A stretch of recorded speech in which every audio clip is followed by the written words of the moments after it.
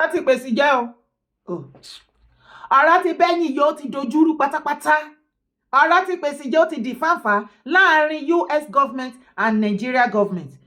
Lórí ọ̀rọ̀ genocide ni Nigeria government wọ́n ṣe kí ni wọ́n fa akẹ́kọ̀ọ́ gbogbo nǹkan tí wọ́n lè ṣe tó lè panirọ́ òun ni wọ́n pa. Wọ́n ní kò sí genocide ní Nigeria o. Gbogbo eléyìí tó ṣẹlẹ̀ Plateau ní Benue tí gbogbo wa ń sunkún, gbogbo eléyìí tó ṣẹlẹ̀ lọ́wọ́, tó ń ṣẹlẹ̀ l'Ondo, tó ṣẹlẹ̀ ní everywhere tí gbogbo wa jọmọ̀. Even ó yìí ń ṣẹlẹ̀ lọ́wọ́lọ́wọ́ báyìí ní Kwara Ìgbómìnà lọ́wọ́lọ́wọ́ bá ṣe sọ̀rọ̀ yìí. Wọ́n ní irọ́ ni o. Genocide claims aimed at pushing Trump to sanction Nigeria presidency. Presidency ìjọba bàbá Tinubu ní irọ́ ni. Tí ẹ̀yin Nàìjíríà sì bá sọ wípé genocide wà pọ́npá àwọn èèyàn ní Nàìjíríà lápapọ̀. Wọ́n ní irọ́ lẹ́ẹ̀pẹ́ ẹ̀kọ́ fẹ́ kí Trump kó sanction Nàìjíríà ní ẹjẹ́ speak out. Jẹ́ àpàdé bí comment section. Tó máa gbọ́, I challenge anyone within the country or abroad to provide evidence of any genocide in Nigeria. Sultan of Sokoto. Sultan ní kò sí nǹkan tó ń jẹ́ genocide ní Nàìjíríà rárá. Ó ní àti Christian àti Mùsùlùmí àjọ bára wa ṣe ni kò sí wàhálà, kò sí nǹkan kan, wọn ò pa Christian kankan. Ó ní tó bá wá pa Christian, tó bá ní Christian tí wọ́n pa, ó ní tá bá ní proof, àwa Nigerians tá wà nílé àbáwá tá wà lókè òkun, wọ́n ní ká mú proof jáde.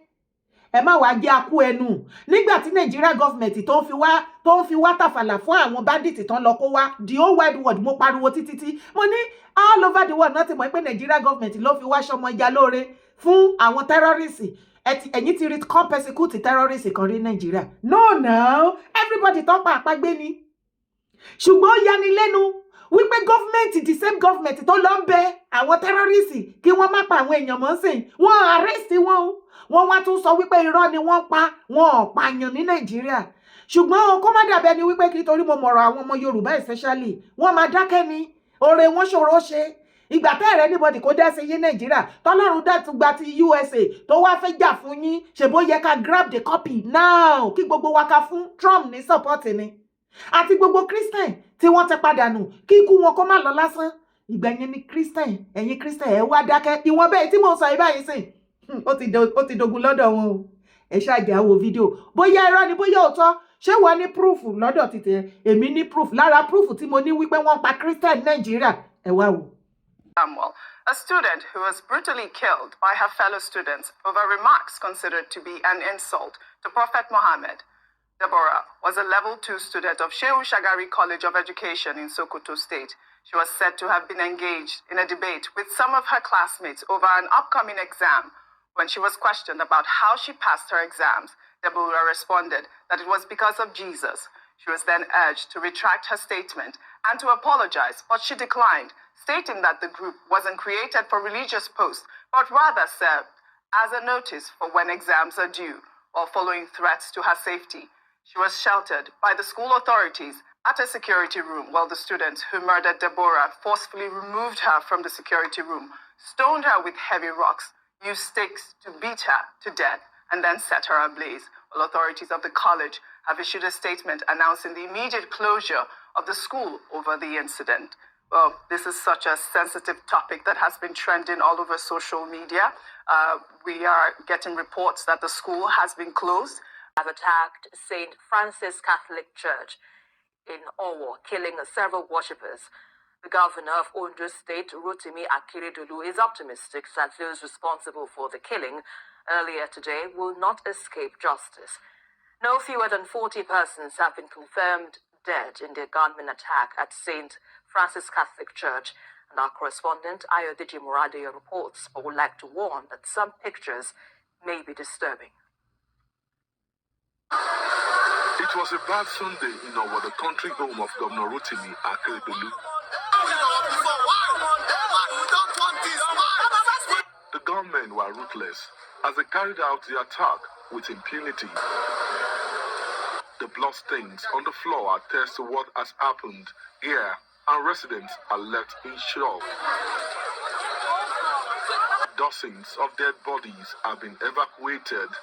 Others who sustained gunshot injuries were rushed to 2 different hospitals in the town. two gunmen. Eyewitnesses gave accounts of how the incident happened. Some follow for the back, run. Some follow, they start shooting some people for leg, from leg. You get one woman from back, from face, others shooting in the leg, shooting. So, and now father now escaping, go inside the house. As that thing, after then, the soldiers, before the soldiers come, they don't escape. That is that. Then, no, priest is inside. Finish the mass already. The priest is already on procession to come out. Then I get outside. I was trying to even to say, people, please give will. This is coming. Then the man just came in, very tall man like this. He just shot gun straight to the church. Straight. If to say aim me, he will kill me. And then I run inside, try to close the gate. I tell people, please, oh yeah, ewole. There's a man beside me. I say, Oga, esule. What I put to do? Then I lie down. Two. This woman was, however, lucky as she escaped with her two children. àwọn ìsàgbà yẹn mi lè kọ́ ọmọ méjèèjì mi lè gbabẹ̀ láfi ọmọ méjèèjì bẹ́ẹ̀ mi ṣe ṣe ìwànú tọ́lẹ̀tì nìyẹn tí mo ṣe sápọn wọn síbi bẹ̀ bí a ṣe wá rí ni pé gbogbo bọ́n ẹ̀ bá ṣe wá rí ni pé wọ́n sọ pé wọ́n ti lọ ò pé gbogbo wọn ti lọ ò wọ́n ṣe wá ń pè wá nìyẹn pé everybody máa jáde bá ṣe wá ń jáde bọ̀ làwa ń rí ọ̀hún òkú tó ti kú sílẹ̀ torí èmi dẹ̀rẹ́ mi lè dúró máa wọ̀ wọn. In the meantime, Governor Akeredolu has visited the scene. He stood with the people in this trying moment. It's the most tragic event, horrific.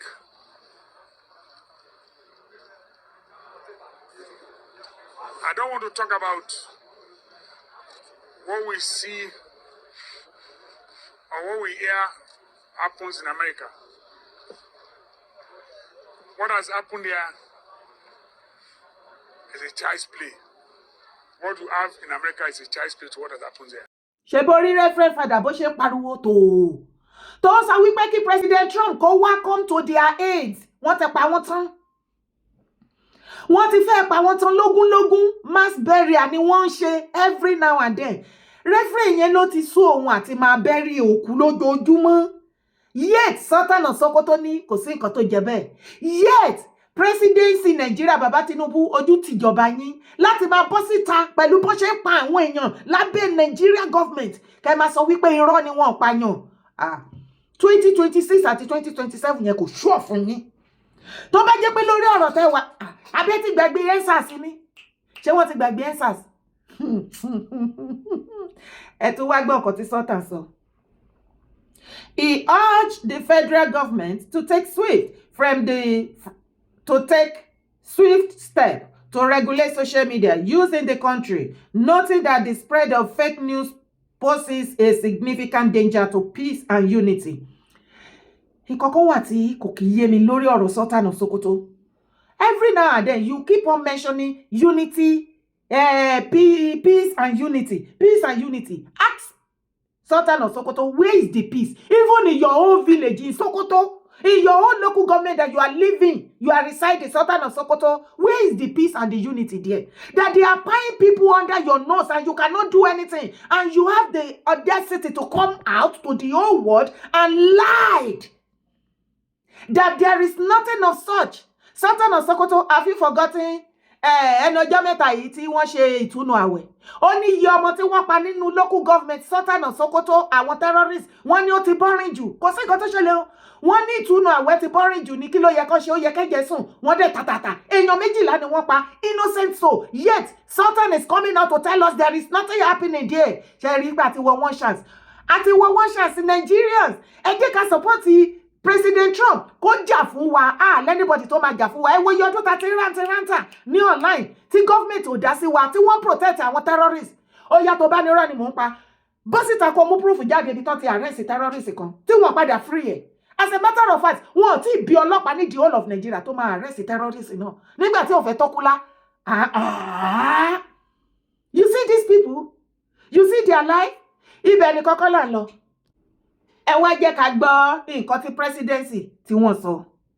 The presidency has accused a group of U.S. lawmakers and lobbyists of orchestrating what is called a coordinated agenda to pressure President Donald Trump into designating Nigeria as a country or particular concern, a status reserved for nations accused of egregious violation of religious freedom. Dr. Daniel Bala made the claim on Arise News prime time on Tuesday, warning that the campaign was built on misinformation and intended to destabilize Nigeria using religion as a weapon. The same Bala to rí video some years back, àìmọye ìgbà ni mo máa ń gbé video ẹ̀, tó sọ wípé wọ́n ti ránṣẹ́ sí gbogbo terrorist Fúlàní all over Africa wípé kí gbogbo wọn máa bọ̀ ní North kó máa bọ̀ Nigeria. Tó bá ti lè step wọ inú Nigeria báyìí, automatically ó ti become a Nigeria citizen. The same Bala yẹn ló wá ń gbẹnusọ on our behalf.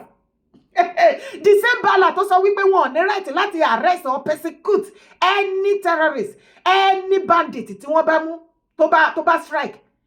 Wípé wọn ò ní right láti challenge wọn. Òun ló wá speak on behalf of presidency Nigeria, Bàbá Tinubu. Bẹ́ẹ̀ bá tán àwa táwa Nigeria tẹ́ rò pé ẹ ti mú wa mọ́lẹ̀, ṣé ẹ lè tán àwọn diaspora ní ẹ lè tán wọ́n. Ẹ lè tán wọ́n, Bàbá Tinubu ṣe bá bí yamọ ni yín, ṣe bá máa ń rí yín tẹ́ máa ń kó àwọn ọmọ grandchildren yín, tẹ́ máa ń kó wọn sí abẹ́ báyìí tẹ́ máa bá wọn ṣeré. Ẹ mọye grandchildren tó ti kú, ẹ mọye ìyá tó ti fọmọ sílẹ̀ sáyé lọ, ẹ mọye bàbá tó tẹ pa lápá fún. Ẹ ti ẹ̀ dúró, kí ló dé tí gbogbo South wá dákẹ́ náà? All the Southern leaders and elders, the Christians, they kept all of a sudden, akọ̀dédé rí wípé wọ́n gé àwọn wọn lọ ni, wọ́n kàn lè sọ̀rọ̀ mọ́ ni, wọ́n mà sí láyé mọ́. Ṣé wọ́n gbọ́ gbogbo nǹkan tó ń ṣẹlẹ̀ yìí? Is it not the best opportunity for them láti speak out? Bàbá mi Adébóyè, ṣé bí ẹ lè come out nígbà tí ogun Palestine àti Israel tó ń lé lálálálá? Tẹ́yìn redeem member, shame on you. Shame on you! Shame on you! Oyedepo winners! Shame on you! Gbogbo yín Baba Kumuyi! Every one of you! Shame on you! If you cannot come out and march on behalf of the Christians that have pined for so many years, sẹ́yìn tí wọ́n gé orí wọn, tí wọ́n pa wọ́n, tí wọ́n dáná sun wọ́n, kẹ́ jẹ́ kí ìjọba kí wọ́n mọ̀ wípé yes, ọ̀ràn ti dé. You now kept quiet. Tẹ́ wá pretend bẹ́ẹ̀ ni wípé ẹ̀gbọ́n kankan nítorí ìjọba Bàbá Tinubu, nítorí 2027 election. Mi rí yín báyé o báwí o, ẹ̀yin Christian leaders ní Nàìjíríà. Àwa followers, àwa lẹni tí àgbọ̀n tó ti kó ọpọlọ wa lọ pẹ̀lú ẹ̀sìn.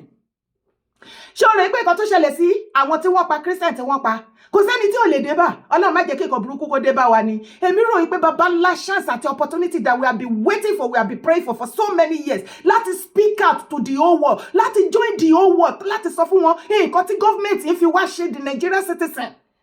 Kí gbogbo ayé kí wọ́n lè mọ irú ìjọba tó wà nínú Nàìjíríà, bó bá máa parẹ́, bó bá máa fàyà, bó bá máa catch fire ní, tó bá máa jóná kó jóná dànù. Ìgbà yẹn gbogbo yín wá dákẹ́. Ṣé wá ráyè wọn àwọn followers àwọn churches tí mo dárúkọ yìí? Ìwọ̀nba tí mo sọ tí mo ti dárúkọ church wọn àti leader wọn báyìí, ọ̀gá wọn nínú church, mo ti dọ̀tá wọn o. Wọn kì í like ẹ. Wọ́n like ẹ. Ẹ jọ̀ọ́ ṣé wọ́n ti fi religion, wọ́n ti fi kó yín lọ́pọlọ, wọ́n ti kó ọpọlọ ńbẹ̀, wọ́n wá kó sọ́dọ̀ sí. Torí mákàmákà lóye kan. Oyè tó kára wọn ní bó bá yá kára ẹdẹ, tó bá yá àmọ́ who is coming next. Èèyàn tó yàn máa kó sọ́wọ́ wọn next. Jókòó síbẹ̀ kó máa ṣàbòsí. Ibẹ̀ ni kọ́kọ́ là ń lọ o. Kanu Nnamdi ti lé gbogbo lọ́yà dànù sí gbó báyìí. Ó ní níbi tá a bá dé yìí, ẹ má wá jẹ́jọ́ fún mi mọ́.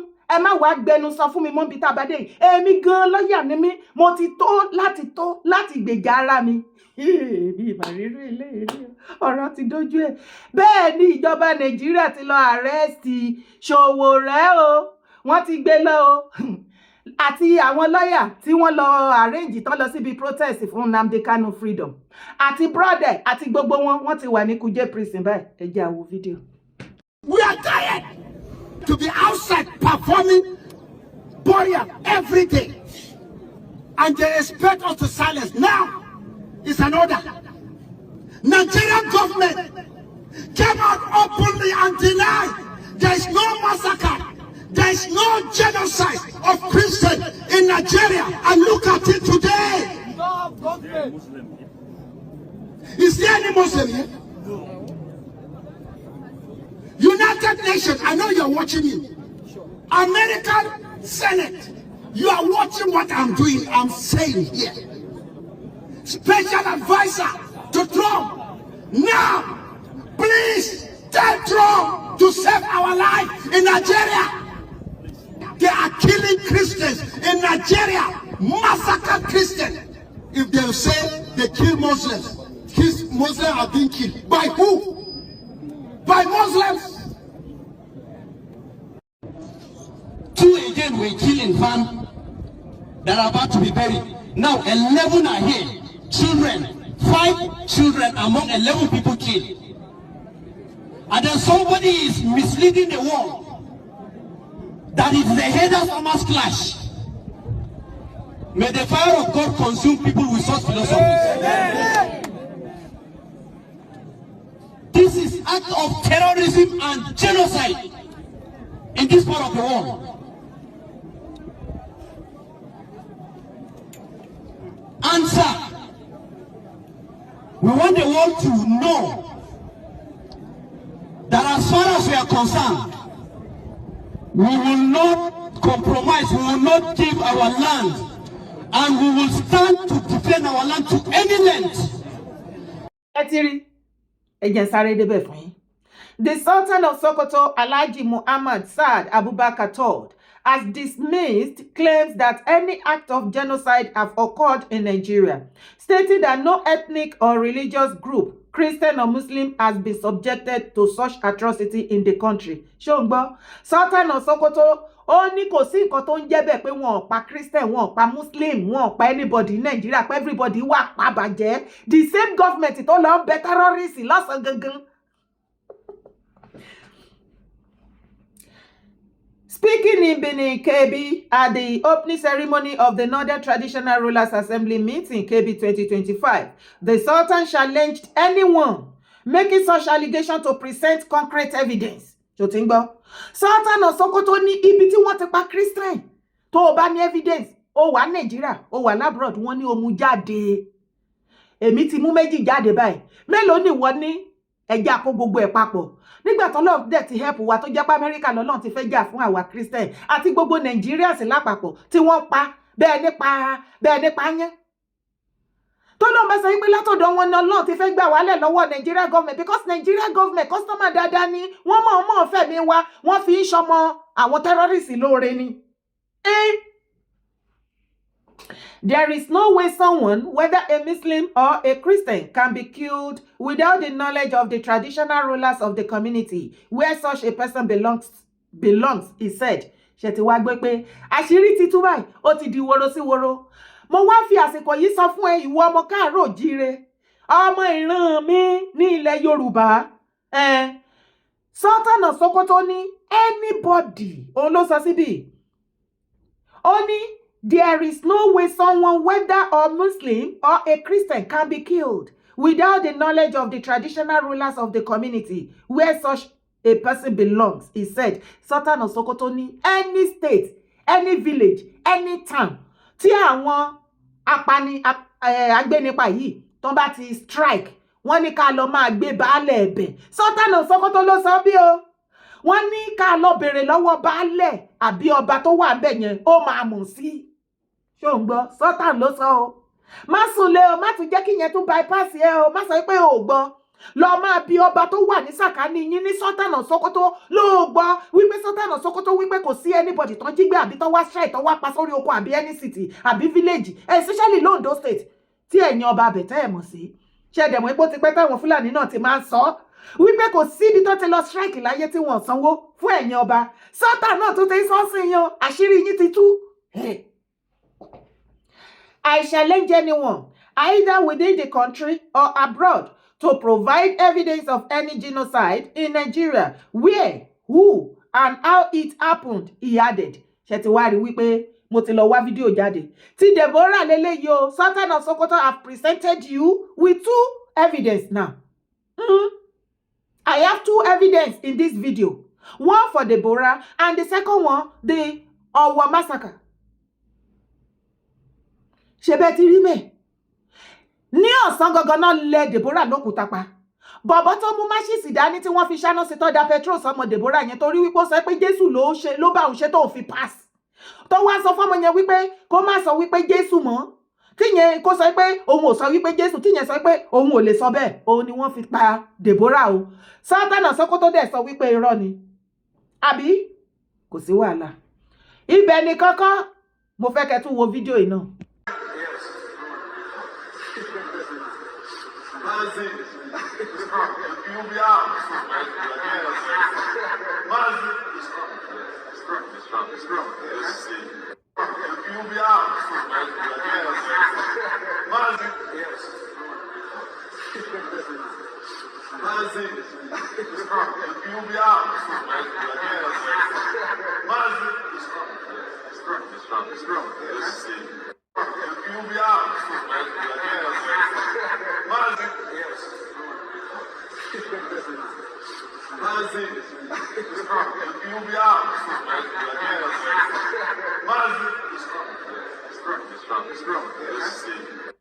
My lord, that the defendant has now applied for bail. Now, as I said earlier, bail is a decision of the court taking into consideration all the conditions laid down in Muhammad Abacha v. State. At this stage, I am of the opinion that to make or take a stand on the bail application without first hearing and determining the issue that is glaring in the face, which is the absence of the defendant from the court since 25th of April 2017 until he was produced on the 29th of June. My lord, which was exactly what the Supreme Court did. They said that he did not jump bail. These criminals came to my house to kill me. That's what the Supreme Court said. This is in your own court, my lord. So I cannot understand, my lord, why my trial will be conducted contrary to the Constitution of Nigeria that said I must have free and unfettered access to my counsel. It's here. Are you recording us? I'm not recording you. I'm recording me. Put that phone down. This is my younger brother now. What are you upset about? Put that phone down. So you said the commissioner of police said you should arrest me? Yes, we are not. Over what? Bring you to the office. By force? Is it by force? I'm not holding you. No, when you said that, so why you then have? So you didn't bring a letter of invitation now? That's not your business. When did you start telling people how to wear their clothes? You saying you should not use phone. Let my car follow me. Is the car here? Yes, sir. Baba, wait first. No, wait, sir. You have to take me with my lawyer, so provide an avenue for. Your lawyer can come and Yes. No, wait now. Let him enter first. Enter. Clear the thing now. Where's this person? Oh. Where's your secretary? Where is she now? She's at the back there. Enter, please. Can you come? Drive down. What is that? Nnamdi Kanu to defend himself as his lawyer withdrawn from his trial. The trial of IPOB leader Nnamdi Kanu took a different turn this morning as his lead counsel to Nnamdi Kanu, Kanu Agabi, applied to withdraw from representing the detained IPOB leader, stating that the defendant has taken the case back from them. Tó já sí wípé Nnamdi Kanu ti withdraw case ẹ̀ ó gbà lọ́wọ́ gbogbo lawyer pátápátá lọ́wọ́ gbogbo àwọn tó represent ẹ̀. All the senior advocates of Nigeria on the defense team also withdrawn from the suit, a development Nnamdi Kanu himself confirmed in the court. Kanu told the court that he will be representing himself for now, though that might change later. When the judge asked if he should be assigned a lawyer, he declined the offer. Ọ̀rọ̀ yẹn nìyẹn. Ẹ ti rí fídíò, ó ti ń fúnra lára ẹ̀, ó ti ń represent ara ẹ̀ ní court. But ìkọ̀kọ̀ tún wá wà tí kò yé mi o. Láti ibi protest l'Abuja, wọ́n arrest àwọn lára àwọn lawyer tó lọ síbi protest àti junior brother Kanu Nnamdi. Okay.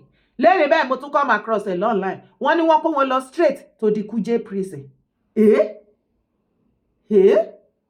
Léṣù ṣe protest. Tó ń ṣe pé wọ́n vandalize anything.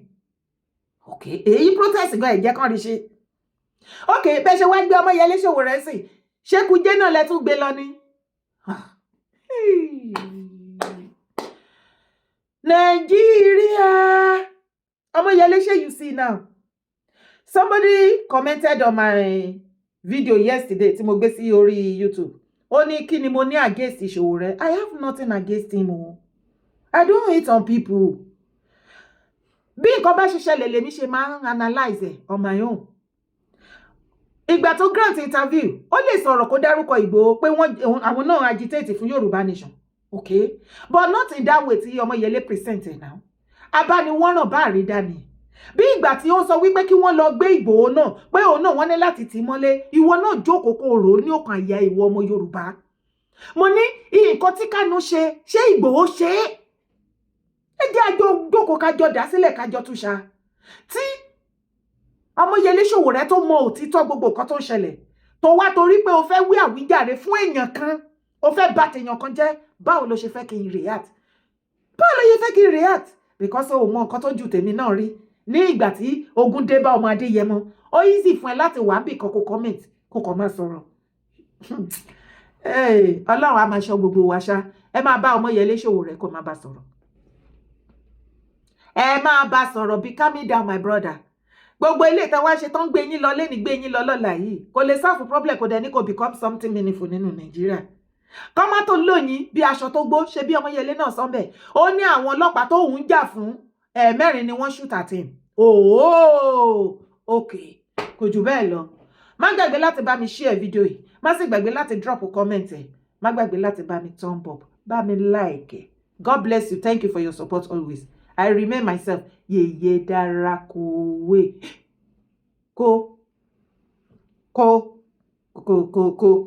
Greatest Yoruba race. Great.